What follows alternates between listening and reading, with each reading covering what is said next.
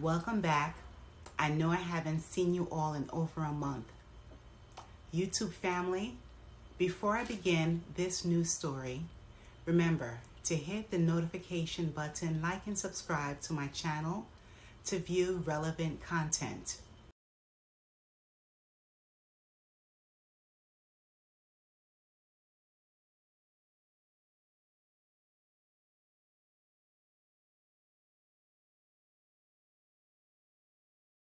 What do you think about this? This federal decision hits home for me because, as you know, there are numerous children from urban, suburban, and low-income neighborhoods whose parents, one, cannot afford groceries, so breakfast is out of the question for these children. Two, parents who do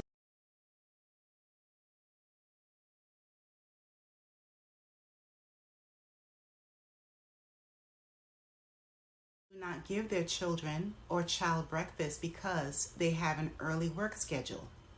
Many of them leave home before school begins, and their children are sent to school around 7:30 a.m.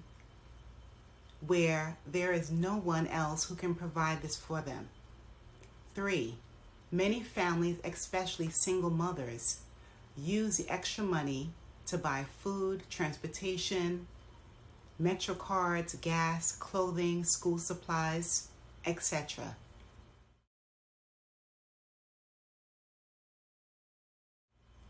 During the pandemic, this federally funded initiative was active due to the high number of students who rely on free or reduced lunches Monday through Friday. More than 26 million meals were provided due to the federal program. This universal program was a blessing for tons of children whose parents were suddenly unemployed, working less hours, sick due to the pandemic, or even recently deceased because of it.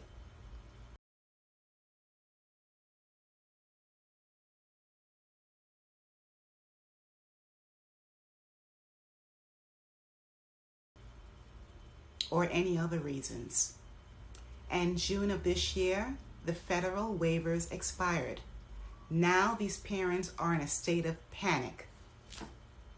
According to statistics, 1 in 6 students' method of having these 2 meals are unpredictable. Unfortunately, these children cannot rely on their parents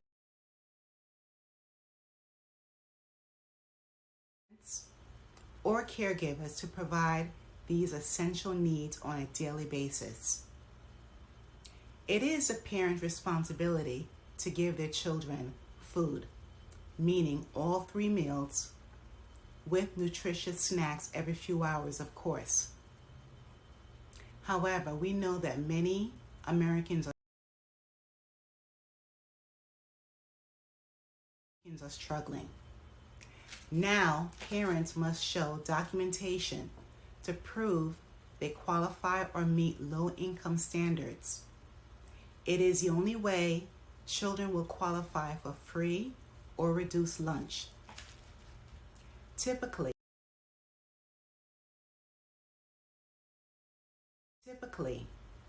65% of children tend to qualify for this program in various states. After applying for free and reduced school meals, each household will be notified by mail. The letter will confirm their status, if they are qualified or not qualified for this program by the federal government. Also, parents must be aware if their child's school is a Title I or non-Title I school, which has distinct requirements. YouTube family, my mom and dad had 5 of us. You heard that number correctly, a whole 5. My siblings and I were fortunate. My parents always made sure that we left the house with full breakfast and tea. They believed that children should have a hot drink to fill up their stomach, so tea with condensed milk or Milo, which is similar to hot chocolate, was always on our breakfast meal menu before school. My 4 siblings and I truly appreciate our parents' wisdom and the kindness, of course, to do this. Although most of our country are back to normal or post-pandemic, everyone is being affected by these things. 1, short staff or a decreased number of employees at the workplace. 2, slow deliveries with essential products that every family needs. 3, lack of sufficient products in the neighborhood supermarkets, pharmacies, etc. 4, the need to practice caution to stay safe, meaning wearing masks indoors, utilizing hand sanitizers consistently, wiping items down before placing it inside your fridge or cabinets, continually washing your hands, and also still social distancing, etc. As an adult, we usually become distracted and irritable past our usual eating times, right? Just imagine the difficulty it is for children who are hungry.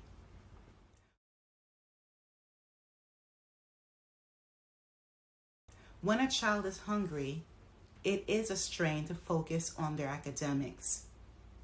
Learning new information is a hardship.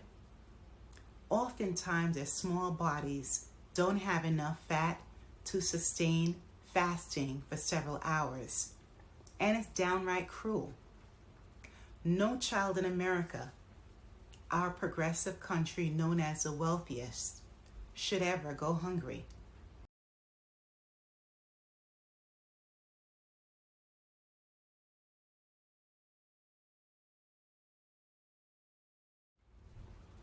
Don't you think?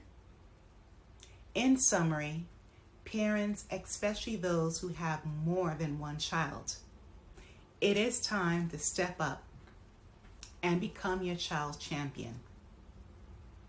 Reach out to social services to find additional resources, especially for food. Establish good networking systems to retrieve and share information in your community. All across New York City, there are hundreds of food pantries that provide free food several days during the week. And you know what, YouTube family? When I research online, data shows there are 60,000 food pantries all over the U.S. Specifically, the Feeding America network has 200 food banks. I am not an employee, or nor do I have any affiliation with this organization. However, about 6.7% of the population utilizes these food pantries on a weekly basis, and you can do so as well. So go online to research how to obtain more food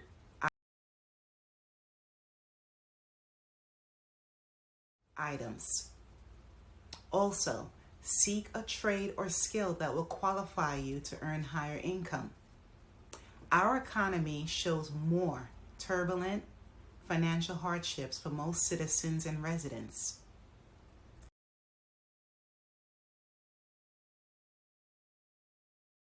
So, you all need to prepare now financially to become totally independent of our government and its programs.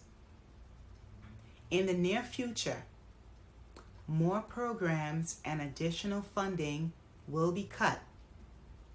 I hope that everyone will take heed and benefit from this information that I'm sharing to you.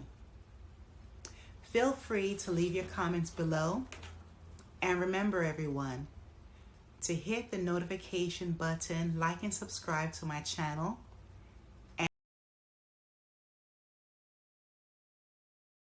and have a safe